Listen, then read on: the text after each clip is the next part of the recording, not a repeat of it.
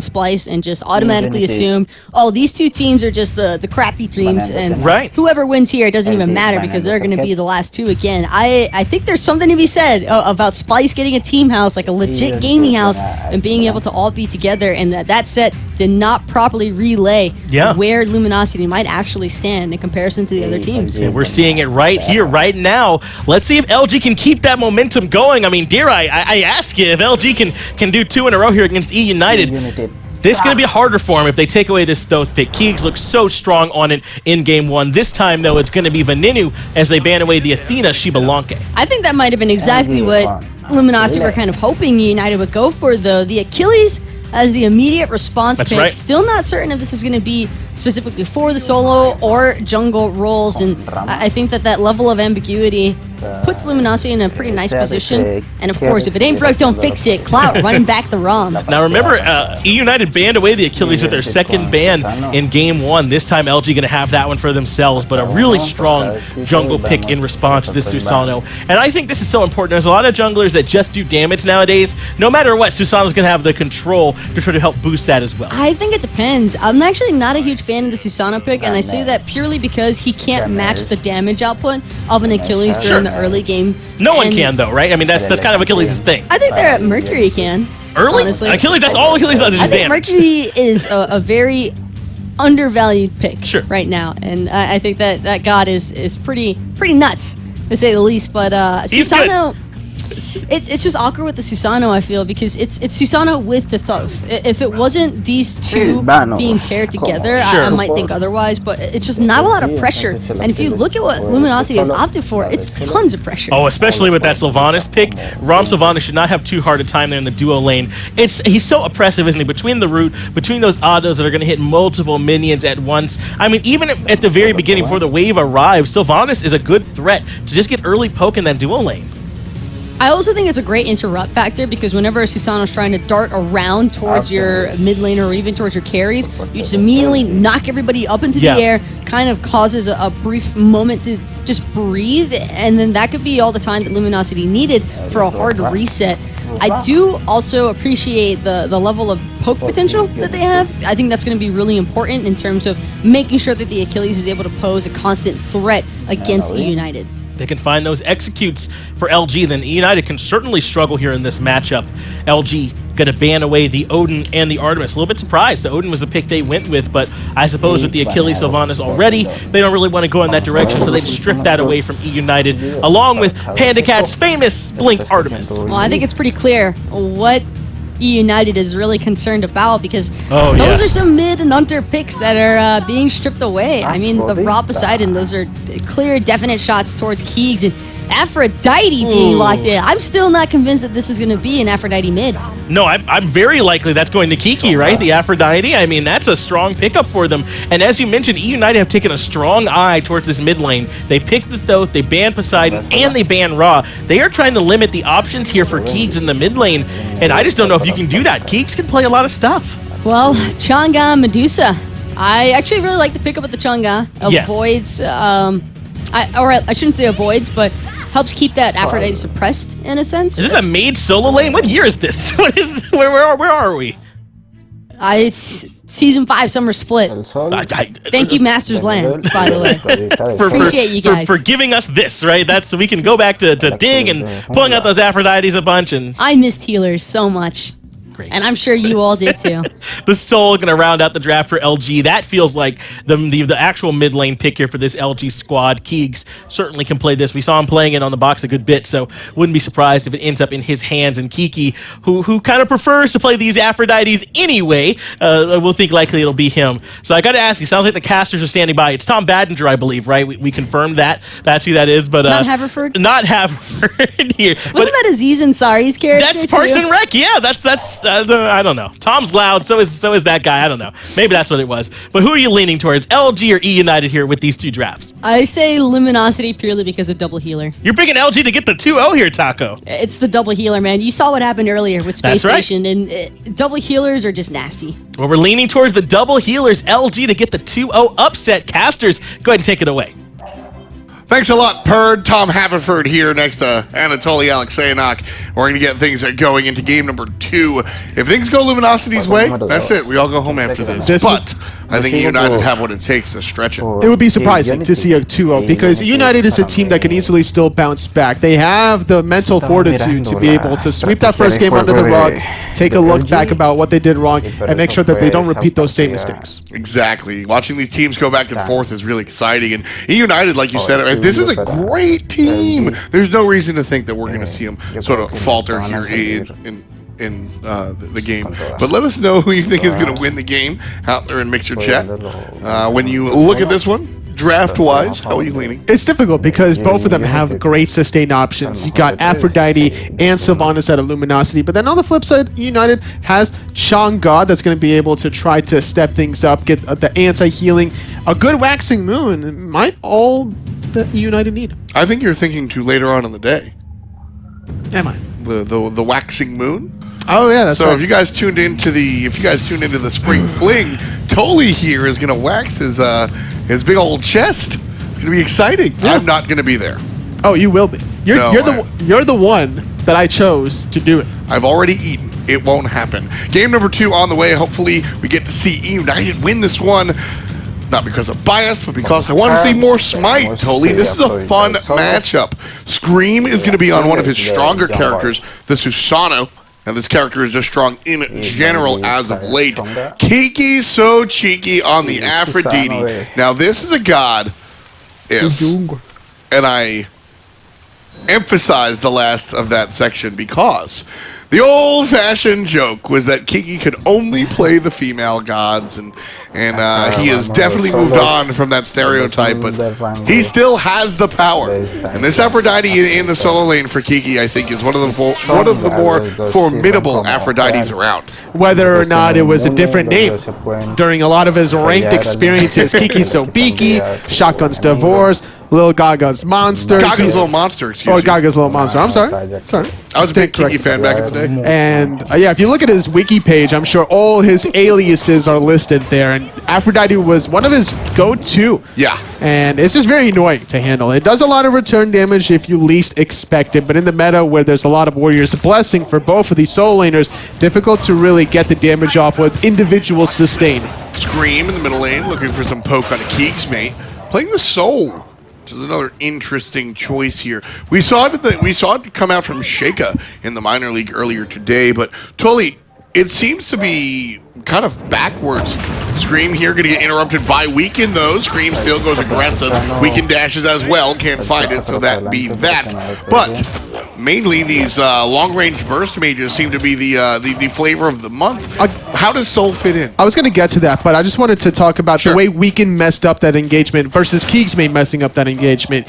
Weaken goes onto one target, but then Keegsmate uses the Stellar Burst onto Venenu and not Scream. I'm not sure what the original call there, but clearly some sort of disconnect at the beginning of this game. It could have been a first blood if Keegsmate dropped the Stellar Burst onto Scream, so I'm going to lean more towards Weaken's side that he should have, or that Keegsmate should have followed up onto Scream, but you were asking... Let me play devil's advocate there. I think that Keegsmate, noticing how low that everybody was getting, used Stellar Burst as a for the crowd control, the slow, to allow Weaken to get out of jail, no?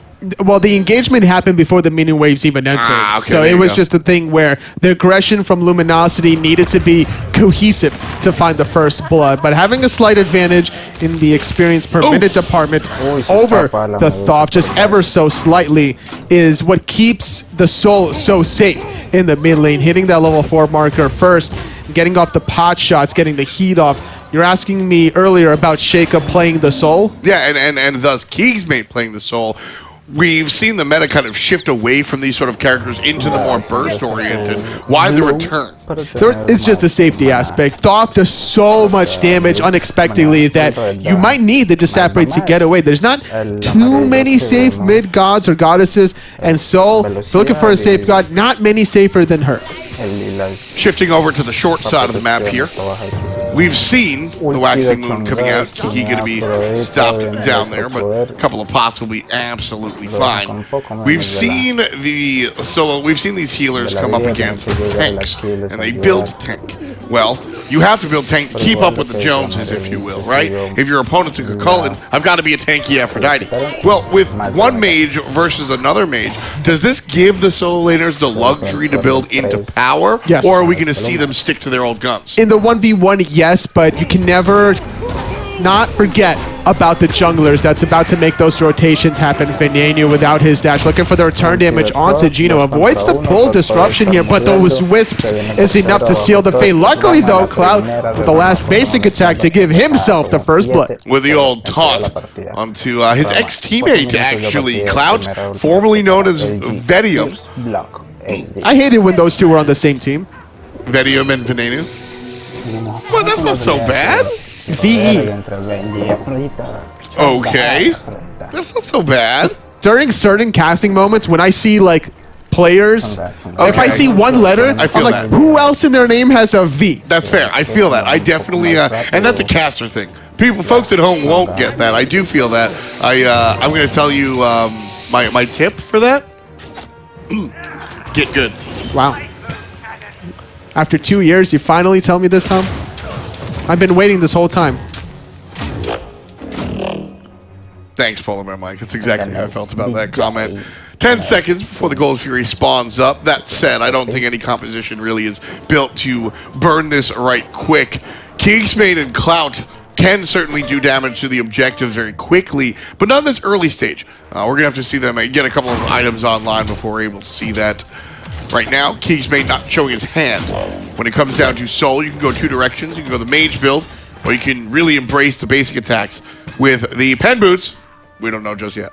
Not just yet, and even with Hunter's Blessing, you still want to be able to get those basic attacks with how easy it is to burn objectives once you get that 100% heat. Kinky gonna get pulled back in. It's a full Storm Kata, but not gonna trade the Typhoon for the Aphrodite ultimate. Veneno used the beads, dashed away, but still wasn't enough. Plenty of follow-up damage as Kingsmate drops that Stellar Burst Supernova combo. Saw this in game number 1 as well. Luminosity prioritizing damage into the middle lane. Right now, the damage is on the right side of the map.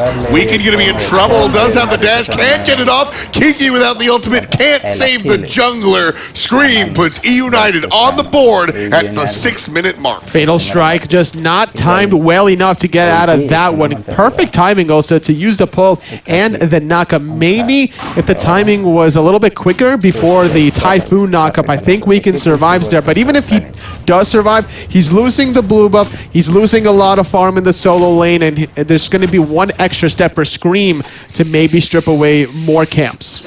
Earlier today, we posed the question, will these solo laners build tanky since they don't have to build tanky against each other? And it looks like that's not going to be the case. They are going to, in general, they are going to be looking towards a power build. Right now, you see Benji building up that rod. That could either be the Warlock Staff or the Rod of Asclepius. And that'll be exciting to watch which way he goes. I wouldn't be surprised if it's a utility option out of the Gem of Isolation. Getting more slows. It's a thing. It's definitely possible. This early, because I agree. I think it's a very powerful item on Chang'e, believe it or not, because you're able to affect multiple people so often with what you're doing. I'm making this ridiculous arm motion. But my point is that I get it. But usually this early is kind of weird. If fights happen this early, that extra slow can be the difference between either killing Weekend or not. So options still available, but with a tier 2, it looks like it's going to be the Warlock Staff Rush. And a different story for Kiki across the way. He will build a little bit defensively, which makes sense as he has been jumped on a little bit more so. He is behind 2 levels, which is a big deal, so needs a little bit more defensive prowess there in that conversation. 2-level deficit is Benji controlling the wave. He's able to clear out first, blue buff respawning, and Scream right in position. Weekend a little too busy doing those back camps, not even make the rotation happen. They understand that the invade was happening with a nice vision control out of Kiki, making sure that he's not going to get ganked. He's trying to survive that early laning phase because Aphrodite still going to do healer things towards the late game. Right. It's very interesting how we sort of slid into this heal world, because when we first saw Aphrodite come out, it was all about the ultimate and the back-off damage. She was much more about being able to use the ultimate to save players, and then more importantly, tethering to the jungler and then providing an instant death by way of back-off, Soul Reaver, and whatever nonsense the jungler was going to provide.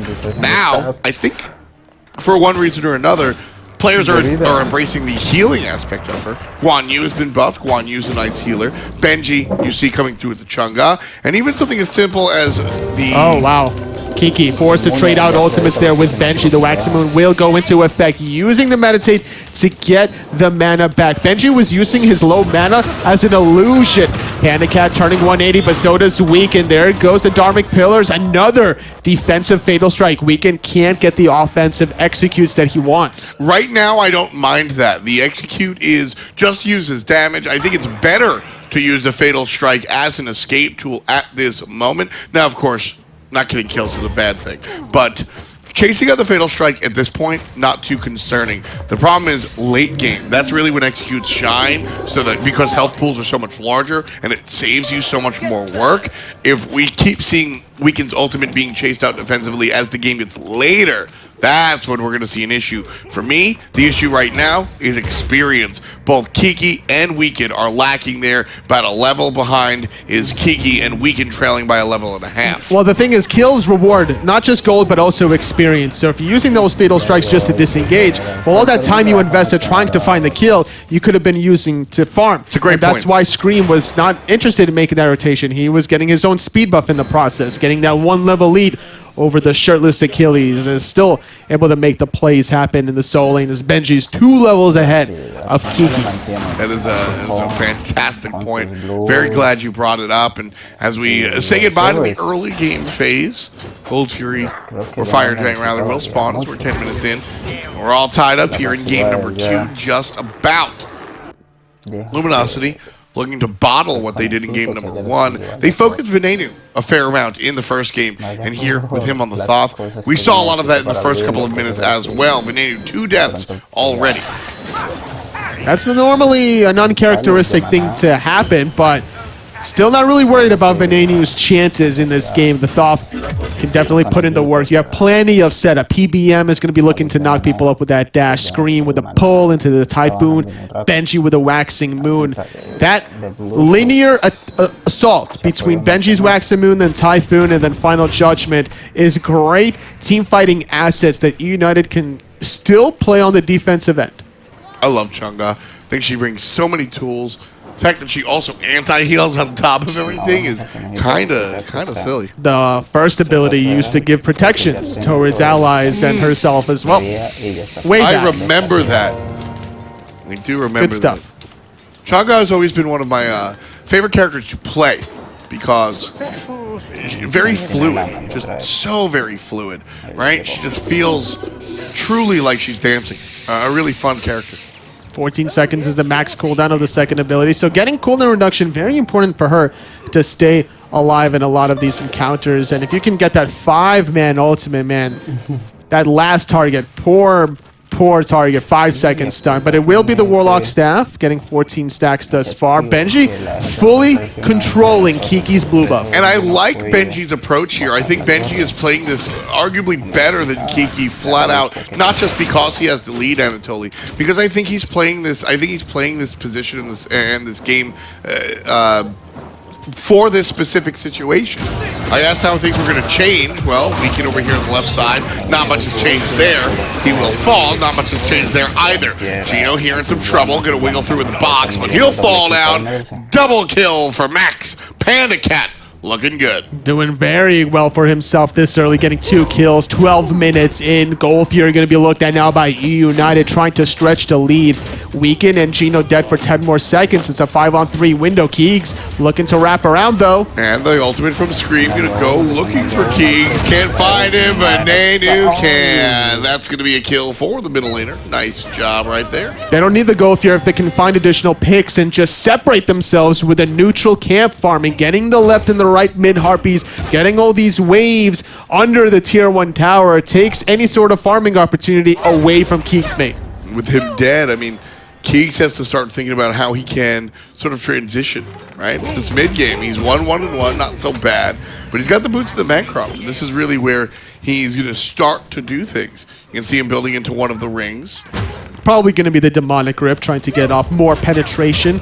Mixing the magical power mage items with the attack speed, hunter items, It could be allowed by the Soul. Now, whether that's right or wrong, it's mostly a feels thing. If you're hitting the same target that's Weaken is hitting, you want to look for the burst damage. But also at the same time, you want to keep yourself alive and return the damage. So Disapparate buys you a moment. Bancross Talent amplifying your Supernova to just do so much damage as long as you can position it to hit all the targets.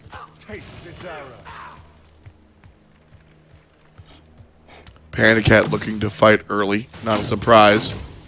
I come to that conclusion by looking at the itemization. Gloves into boots into the Ikaval, whereas Clout goes gloves into boots into the Executioner. Ikaval is a I want to fight now item. And not only that, it's also the difference of the boots. You're getting Warrior Tabai out of Panda Cat, has a lot of scaling with some of his abilities, as Kiki, still not deterred, despite being 2 levels behind. He realizes there's a huge mana discrepancy between the two, so trading out the mana resources to boost up the health. Benji still sitting with Meditation, not too worried considering that Benji's not only getting his own blue, but also Kiki's for, I believe, the past 8, maybe even 10 minutes of the game. Yeah, complete control, and I started talking about how Benji has made the adaptation to play this game against the mage, right? If he's against a different character, most notably a tankier character, I don't think we see this build. Warlock staff into likely a penetration item. Maybe a Divine Ruin is really what I'm thinking here, but we'll see how that one goes out. We don't see the same build if Benji's against a Hercules whatsoever, whereas Luminosity's solo later I think is just going what he generally always builds. I like to see the adaptation from Benji, and it will be the Divine Ruin. I am, my goodness, I love this approach. He's going to be able to be even more of a bully and a nuisance going for this utility style, and it's not just trying to focus out Kiki. Gino can obviously heal. Yep. Weaken has some self-healing. Keegsmade has some self-healing. So taking all those options away, even with the Cursed Ankh on PBM side of things, is going to amplify damage received considering that it's upgraded. So as soon as those wisps come out from Gino, that Cursed Ankh will be popped. It's a big deal. Ton of extra damage as well. Ultimate from Keegs can be stretched out, no problem. United trying to get control of the Gold Fury. That's what that play was about. Anybody that gets a pick will look for the objective. Scream a little too slippery to get hit from that first Supernova. And I like the first item that Scream purchased after the boots. Getting the Brawler's B-Stick. So many times we see the Crusher being rushed as a first item, but Scream thinking in the moment of the game, really respecting the true healing potential. Wants to make sure that every option is covered. Get the Divine Ruin stacked up. Get the Brawler's Beatstick stacked up on the same target. Also, probably a Pestilence coming out through PBM side. Yeah, there's a ton of options to keep Kiki at bay. Not Gino, of course, as a side effect, but I don't really think you look at Sylvanas as a healer. He's a god that has a heal. True. His heal is not the highest of the game, but it's also long enough that you can apply the Lotus Crown on top of it. Unfortunately for Gino, hasn't had the timing quite yet of when he wants to get it off because he had to rush the Gauntlet of Thebes to make sure he has the physical and the magical defensive aura. Now, trying to get off the breastplate. Probably going to go for some cooldown reduction if I were to guess here. Yeah, I've really liked the Lotus Crown first item on Sylvani. Like the plural of Sylvanas? Yeah, cacti, Sylvana, yeah. Octopi. Yeah. You're cute when you do that. Nemesi. Thanatosis? No? No. No? Thanatosis with a short prognosis? I just call them fancy toasts. Fancy toast? Mm-hmm. I don't get it. He's fancy. He's a fancy gentleman. And the toast? That rains havoc from the sky. Can we get a fancy toast? Oh, hold that thought though. In the soul lane, Kiki. Nice gonna get stunned on out, but Benji will not stop. He might even dive this. Interesting. I mean, interesting choice. He might even go back into, considering he has the shell and the meditation to go in. He gets off the stun, gets the anti-healing, forces the shell out of Kiki. With both relics from Benji, he can still take that tower for another way, but Weaken around the corner with Blink. Was thinking about going in, but backing off, considering that United is forcing their second Gold Fury. They're going to peel back just for now. So will Luminosity. Benji, however, showing no such remorse. Will not do any such thing for Kiki. This is just a game of chicken. Benji's 3 levels ahead. He has complete control of the lane. He can do no wrong. Even if Weekend comes around the corner and they try to find a kill, but amount of time that Weekend wastes in this lane, Scream is already here. When there's going to be problems, as you see the Aphrodite linking on up. Now Benji is in trouble, but the knockup on Kiki is great from Scream. And back off provides enough crowd control to keep him at bay. Here comes Gino from around the back. Polar Bear Mike's in tow, though. And it looks like both supports will just beat up with their teams. Venenu trying to deal with Keegsmate 1 versus 1. And Keegsmate brings the mid lane Venenu into the yellow. Supernova was used, but Final Judgment still being held on to. Pyromancer could be looked at from a United if they really want, but Gold Fury still available. These teams not wanting to pull the trigger. Same way LG was kind of slowing down the pacing. And honestly, in the stages of the SPL, this is what gets you the W's. When you look at the United, they already have the 2,000 gold lead, right? So forcing the objectives, not necessarily in their best interest, because an 18-11 gold lead is certainly fight intuable by Luminosity. But with that 5,000 experience gap, United probably have an easier time to force some of these team fights, especially with Benji fully stacking up that Warlock staff, having a huge, significant experience lead over the Aphrodite. That's where most of that experience actually lies. On top of Weekend? Or, I mean, on top of Scream, rather? Well, the difference between Benji and Kiki. Right, you also have 2 levels between the junglers, and then 1, basically, across everybody else. But Panda Cat trailing behind Clout. Clout opting for the Chinsai here, which is a nice look as far as the tanks are concerned. Panda Cat on the other side will go for the Executioner after his Ichabal. So the question is, who goes crit? I don't think anyone is going to go crit quite yet. It needs to be sustained damage. Gold Fury going to be looked at. United are the ones pulling it. LG backing out. Keegsmate very low. Typhoon knocking up 2 on the left side. Clout very low. Gino, he takes a little bit of poke, but he'll walk away almost fine. Gold Fury half already. Weekend and Kiki are here, forces a reset. Ay no, porque en el mejor momento. O sea, se acabó el partido de Colombia y todos se me caso, volvieron a los celulares y volvieron a todo, me cagaron a internet. Ay no. The big boys. Fire Giant goes down, no contest, left side. Tier 1 tower for LG. And that's why Scream made the back preemptively, knowing that the rest of his 4 teammates can grab the Fire Giant, but somebody needs to defend the Tier 2. He has the AoE clear, which forces LG to make a decision. If they want this Tier 2 tower, they have to go without the minions. It'll be very difficult to do so, and as a result, they're going to back on out with the potential threat of an E United rotation. Lotus Crown, wonderful choice here for Benji. Certainly going to allow him to provide a bunch of extra protections. Wonderful look here from the solo lane on the side of E United. Something that we're used to at this point. It's true. That Lotus Crown going to be a big deal. I'm surprised that it happened onto Benji, even before it happened onto Gino for Luminosity side of things, as he rushes the Breastplate of Valor. It's so difficult to really squeeze in cooldown reduction as a support player. And that's why we're seeing a lot more Shoes of Focus in the builds instead of the Traveler shoes as of recent. Yeah, it's been an interesting look. And also, don't forget, next patch. Right now we're on 6.8. 6.9 is what's live right now. And we'll be moving into that one, where you're going to see plenty of the boots. Left side getting the Tier 1 tower. 500 more gold. Is United trying to stretch for another 1,500 gold. And going forward, I don't think Luminosity can stop this. I was a year ahead. We're in 5.8, excuse me. Right now, Gino getting pushed all the way back to 6.8 by Venenu's ultimate. Not dead just yet, he says in his best Monty Python voice, but the tower is, and it's got no voice. Keegs is in trouble. The backside Scream goes in. Weekend trying to get the defensive ultimate. He can't. Cloud with the Aegis trying to run.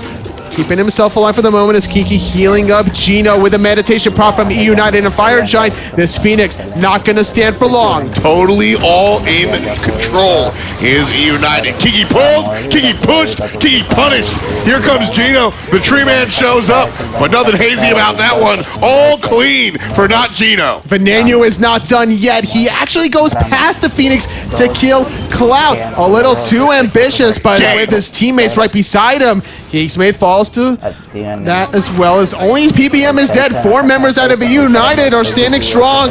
Not Gino can't hold on to this one. We can hear it in 5 seconds, but this one goes to E United. The defending world champions will not surrender without a fight. 23 minutes of play, Toli. That's a quick one. Very quick. They just got to have a quickie every now and then in game number 2 to get the best of 1 now out of the best of 3. United, they understand what's at line. They're trying to get themselves in the best possible situation heading into week 2. Really exciting watching E United bounce back, because I think this is one where Polar Bear Mike goes, we're not supposed to lose to Weekend. And then they go and they play again and just bring the pain. What a game. That was domination. It was the Thoth pick. Switching things up for the first pick, Thoth. Veneno did very well against Space Station earlier this week. Run it back. That's what they did in game 2, and they're going to probably do it again in game 3. Well, unless it gets banned. I mean, if I'm LG, is that where my mind goes? Do I ban Thoth? Very possibly. But there's just so many things to ban. I don't expect Achilles to be banned anymore. I think that the Achilles went through on purpose so that United can get themselves to Thoth. So that's something that LG needs to consider moving forward. I don't think Achilles really is worth the ban when you see the performance, and I think he's an average character, really, when it comes down to. I don't really think he's got a lot of the power, so different story there. MVP, let us know out there in Mixer Chat who you think was the most valuable performer on E United. Any thoughts? No? Let's head to the desk. Totally has no thoughts. Let's break it down. Thank you, Tom. Thank you, Toli.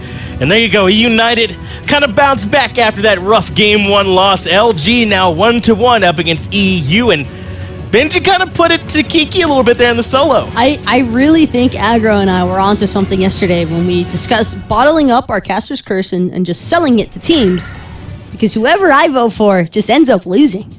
Well, it's hard when it goes just that well. I mean, Scream and Benji, what a combination they were here in this game. The Susano had a ton of control, but I mean, Benji kind of just was bodying Kiki in lane to a certain extent. I mean, proxying beyond the tower. There really wasn't much for Kiki to do. Definitely a sort of revenge there for Benji in game number 2. He felt like an unstoppable force from the solo lane, transitioning that well over into the team fights. It just didn't seem as though Luminosity really had a chance to let their composition come online, because double healer is fantastic if you stay even or are ahead, but at the moment that you fall too far behind, it just feels as though it's practically impossible in terms of recovery. And I think that United just did it perfectly. They did not allow the opportunity for Luminosity to get back into this one. And I think Chang'e was definitely the go-to pick here because of the way that she's also a healer.